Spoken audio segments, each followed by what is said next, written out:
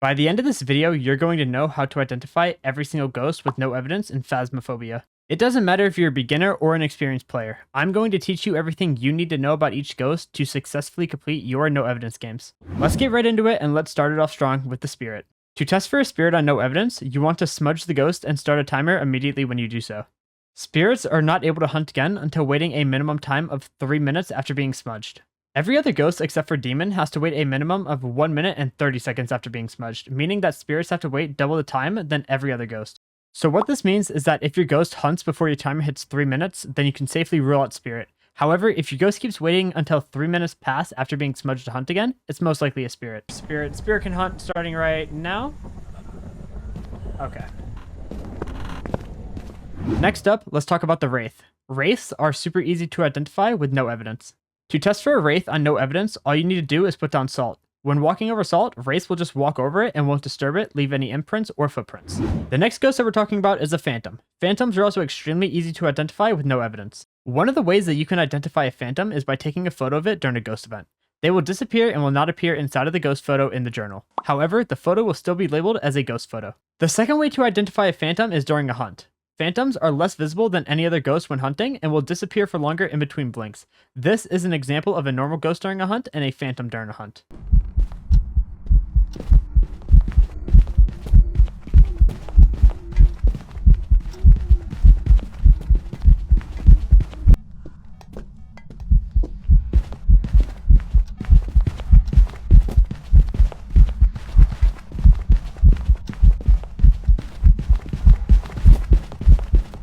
Moving on next, we have the Poltergeist. Poltergeists are very fun to identify with no evidence, and you can do it in 2 different ways. Poltergeists are the only ghosts in the game that have an ability to throw multiple objects at once. This is known as a Polty Bomb. There are 4 different variants of the Polty Bomb, and this is what they look like.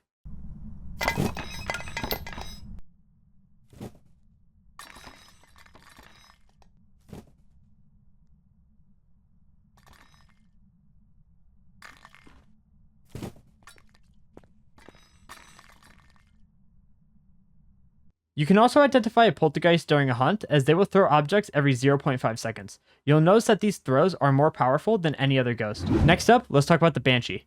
Banshees can be identified using a parabolic microphone, as it has its own unique sound called the Banshee wheel that it can give you when using the parabolic microphone. It has a 33% chance to give this audio when listening with the parabolic microphone, and there's 20 different variants, but they all sound very similar. Here's an example of what a few of them sound like.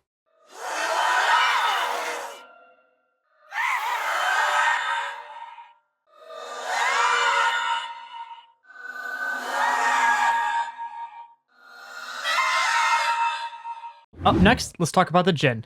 Jinn has an interesting ability that is dependent on if the breaker is turned on or if it's turned off. If the breaker is turned off, the Jinn will move at normal speed when it has line of sight on you. However, if the breaker is on, the Jinn will speed up if it has the line of sight on you and is further than 3 meters away. Once the Jinn is less than 3 meters away from you, it'll slow back down to normal speed. This is an example of what this ability looks like.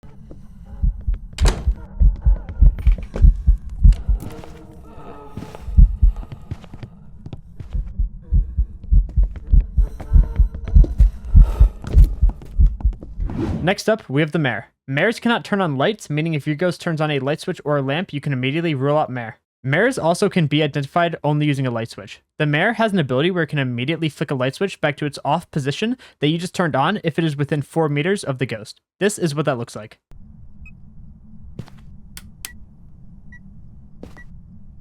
Next up, let's talk about the Revenant. Revenants are one of the scariest ghosts in the game, but they are one of the easiest to identify without evidence. When it's hunting, the Revenant will move at a very slow pace if it does not have any line of sight or detect any players nearby with electronics on.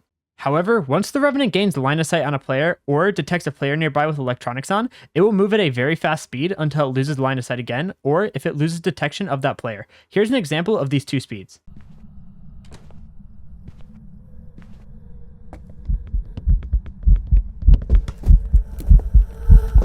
Up next, we're talking about the Shade. Shades are probably the most boring ghost to identify on no evidence. However, you can go about identifying Shades in a couple different ways on no evidence. Starting off with the first way, Shades are the only ghosts in the game that can appear in shadow form when using the Summoning Circle, Music Box, or Monkey Paw for a ghost event. And the last way to identify Shade on no evidence is through Ghost Hunt and interactions. The Shade is unable to do any ghost hunt or interactions with you standing inside of the same room as the ghost. This includes the ghost blowing out firelights. So what this means is that if you find that your ghost is not doing anything with you inside of the room, but once you step out of the ghost room, it becomes active, then it is a shade. Moving on to one of the deadliest ghosts in the game, let's talk about the demon. Demons are the only ghosts in the game that have the ability to hunt you at any time, regardless of how high your sanity is. The demon is also the only ghost in the game that is able to hunt at 60 seconds after being smudged, instead of the normal 1 minute and 30 seconds that every other ghost besides from the spirit has to wait. So if you start a timer after smudging the ghost and your ghost hunts before 1 minute and 30 seconds go by, it is a demon. Next up, we have the Yurei. Yureis, when they get smudged, enter something called a favorite room state, where it is unable to leave its favorite room for 90 seconds. The best way to identify a Yurei though on no evidence is with its door ability. The Yurei, when interacting with doors outside of a hunt, can only fully open them or fully close them. So if your ghost does a door interaction that doesn't result in a fully open or fully closed door, you can rule out Yurei. Next up, let's talk about the Oni. Onis cannot do missed ghost events, so if your ghost does one, you can safely rule out an Oni. The only way to identify an Oni on no evidence, though, is through a hunt. The Oni is opposite of a phantom during a hunt, meaning that it is more visible when blinking than the normal ghost. This is an example of what a normal ghost looks like during a hunt, and what an Oni looks like during a hunt.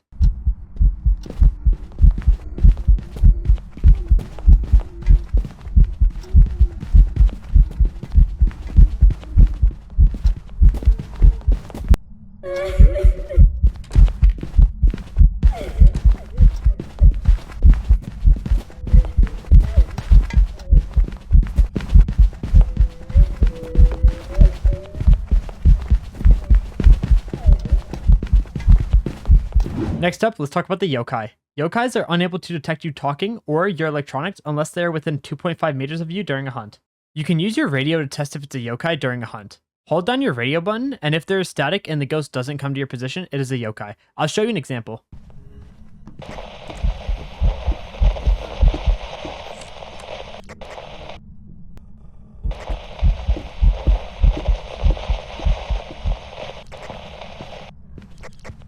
Up next, let's talk about the Hantu. Hantus are unable to turn on the breaker, meaning that if your ghost does turn on the breaker, you can immediately rule out a Hantu. However, the easiest way to identify a Hantu without any evidence is to turn off the breaker and then get the ghost to hunt. Hantus will have freezing breath coming from the ghost model's mouth during a hunt with the breaker off. This is the only ghost that has this effect, and I'll show you an example of it right now.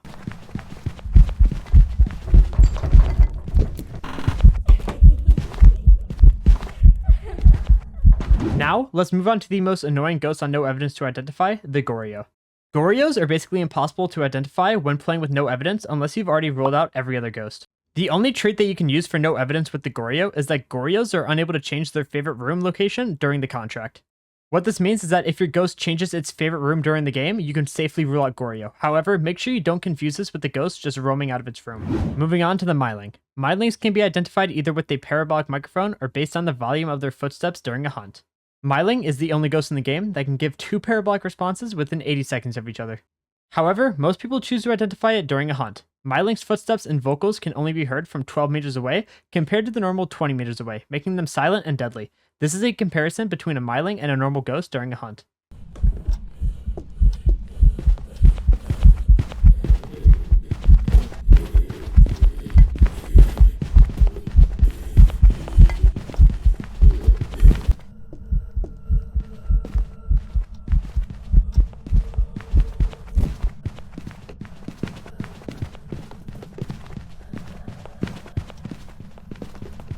Next up, let's talk about the Onryo. Onryos can be identified using candles. Onryos cannot hunt if there is a lit candle within 4 meters of the ghost, so you can basically use candles as a crucifix with Onryo. Additionally, the Onryo will also attempt to hunt at any sanity after extinguishing every 3rd flame. However, if there is another lit candle nearby when the Onryo attempts to hunt, the flame will prevent the hunt and act as a crucifix, and the Onryo will blow it out. This is what that looks like.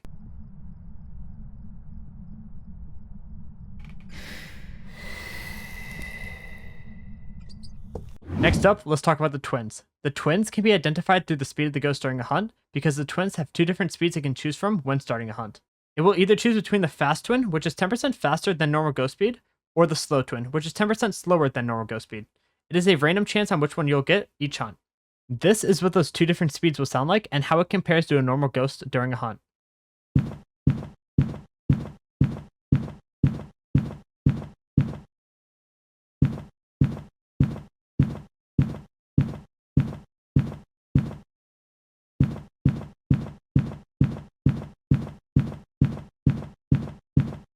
Next up, let's talk about the Raiju.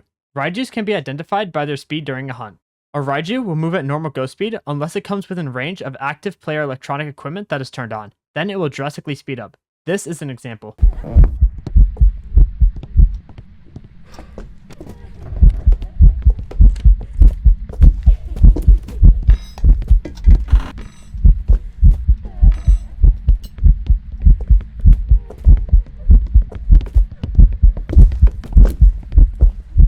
Next up, let's talk about the Obake. Obakes can shapeshift into different models during hunts. However, if your ghost is a male, it will not turn into a female model. And if your ghost is a female, it will not turn into a male model. This is an example of an Obake shapeshift.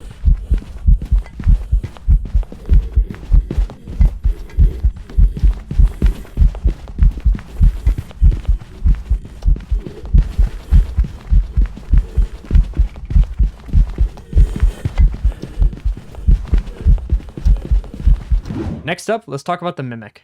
The Mimic is the easiest ghost to identify on zero evidence. This is because the Mimic is the only ghost that will give you a fake piece of evidence on zero evidence.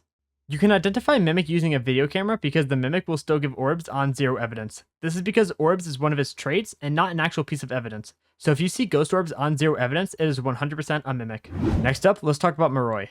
Moroi will change its speed during a hunt depending on the group's average sanity.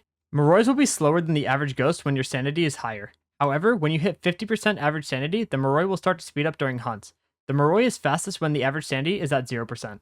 When you smudge a Moroi during a hunt, it will also last longer than it would on any other ghost. Typically, smudging the ghost during a hunt only lasts for 5 seconds, but with Moroi, it is increased by 50% and will last for a total of 7.5 seconds.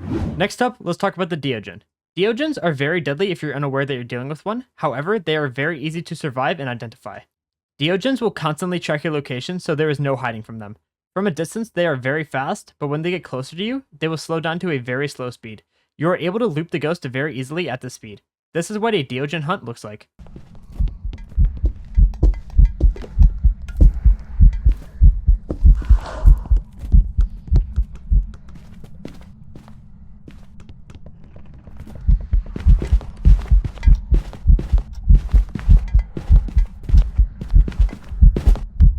Moving on to the last ghost that we're going to be talking about, the Thaye.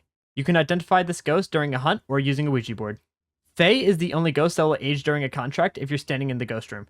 When a Thaye ages, it will get slower and slower each hunt. It does not have any line of sight speed up, so it is very easy to loop it as the game goes on. If you want to identify it using a Ouija board, simply ask the Ouija board how old the ghost is, then go stand in the ghost room for a few minutes. Once a few minutes have passed, return to the Ouija board and once again ask it how old the ghost is. If the age has changed and it is now older, it is a Thaye. And that will conclude this no evidence guide. Let me know if this video helped you, and if it did, consider subscribing and joining the Discord in the description. And if you enjoy live content, I do stream on Twitch multiple times a week. Let me know which ghost is your favorite to identify on zero evidence. Thanks for watching, and I'll see you next time.